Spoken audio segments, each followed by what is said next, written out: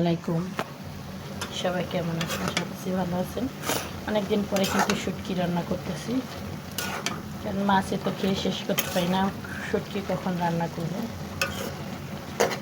বেগুন দিয়ে আলু দিয়ে কিন্তু পুঁটি মাছের শুটকিটা, এটা গ্রাম থেকে কিন্তু হাতে বানানো শুটকি আনছে, সেটা দিয়ে কিন্তু রান্নাটা করতেছি।